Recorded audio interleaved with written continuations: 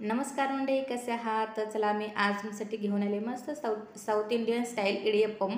आणि ही म्हणजे रेसिपी करायला सोपी आहे आणि खायलासुद्धा एक नंबर. तुम्ही एकदा जर बनवलं ना तर परत परत बनवून खाली इतकी टेस्टी बनते.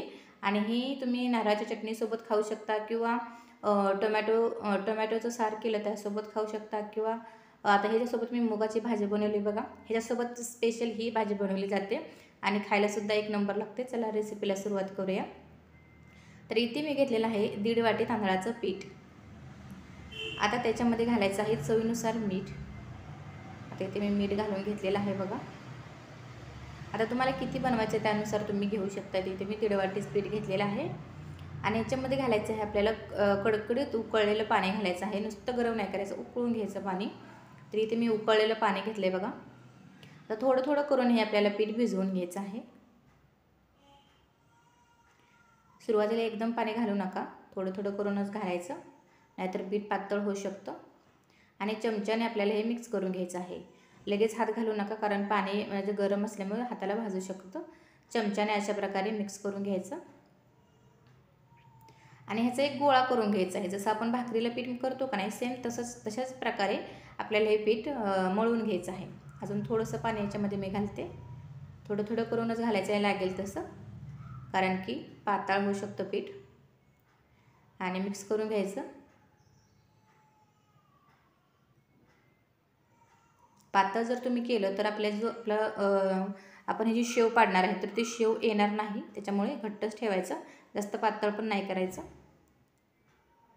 असं चमच्याने मिक्स करून चांगलं पीठ घ्यायचं आहे आणि थंड झाल्यानंतरच आपल्याला हे हाताने मळून घ्यायचं. आता इथे बघा पीठ थोडंसं कोमट झालेलं आहे, हात लावू शकतो इतपत थंड झालं की हे हाताने असं मळून घ्यायचं, एक गोळा करून घ्यायचा. सेम भाकरीचं पीठ जसं आपण मळतो ना, सेम तसंच करून घ्यायचं आहे. जास्त पातळ नका करू, चांगलं मळून पीठ घ्यायचं.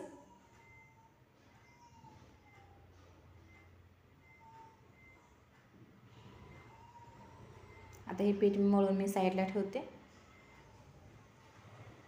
आता पीठ मळून झालेलं आहे. आता इडलीचे जे प्लेट्स आहेत का नाही, त्याला मी तेल लावून घेतले बघा. आता हे साईडला ठेवून देऊया, प्लेटला तेल लावून घेतलं साईडला ठेवून देऊया. आता जो आपला आपण कुरडया किंवा चकली बनवतो तो सोऱ्या असतो की नाही, साचा त्याचा, तो साचा घ्यायचा आहे. त्याच्यामध्ये आपण जी कुरडया करणारी ती चकली असते की नाही, ती घ्यायची, ती घालायची आहे ह्याला आणि एक गोळा करून घ्यायचा.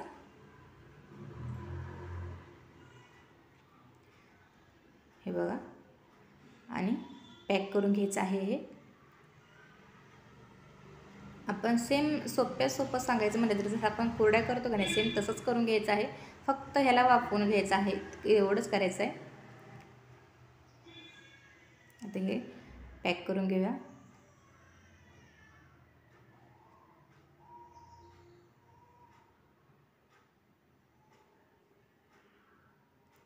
तर बघा अशा प्रकारे मी लावून घेतलेलं आहे हे.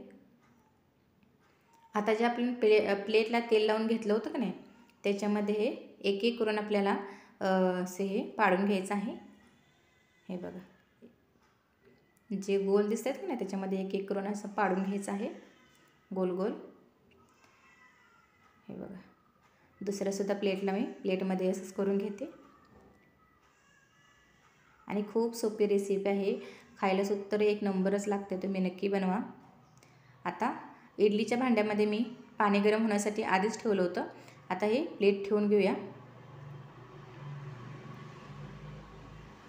हे बघा, आणि एक 10 मिनटं आपल्याला झाकण ठेवून याला वाफवून घ्यायचं आहे. झाकण ठेवायचं याच्यावर, 10 मिनटं वाफवून घेऊया चांगलं.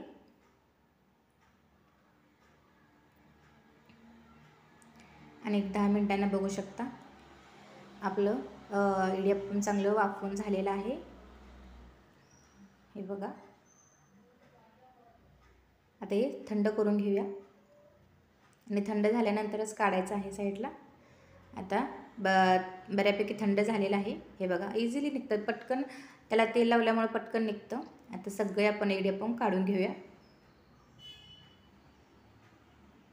हे बघा, आणि खूप छान लागते रेसिपी, नक्की ह्या प्रकारे बनवून बघा तुम्ही. आणि ह्याच्यासोबत जी खाण्यासाठी मी जी भाजी बनवली आहे त्याची जर रेसिपी तुम्हाला हवी असेल तर ती मी पुढच्या व्हिडिओमध्ये नक्की सांगेल. मला कमेंट करून सांगा ते रेसिपी हवी असेल तर मी नक्की तुम्हाला तुमच्यासोबत शेअर करेन. हे बघा आता सगळं इथे मी काढून घेतलेलं आहे. आता जी आपण मुगाची भाजी स्पेशल ह्याच्यासोबत खाण्यासाठी ही भाजी बनवली जाते. वेगवेगळ्या प्रकारचे पण तुम्ही करू शकता. हे बघा आता मी साऊथ इंडियन स्टाईलच केलेली आहे भाजी ह्याच्यासोबत खाण्यासाठी आणि खूप टेस्टी लागते. तर तयार आहे बघू शकता आपले इडियप्पम. आणि तुम्हाला रेसिपी जर आवडली असेल तर व्हिडिओला लाईक शेअर आणि चॅनल जर तुम्ही सबस्क्राईब नसेल केलं तर प्लीज सबस्क्राईब करा आणि रेसिपी जर तुम्ही करून बघा कशी झाली मला नक्की कमेंट करून सांगा. भेटू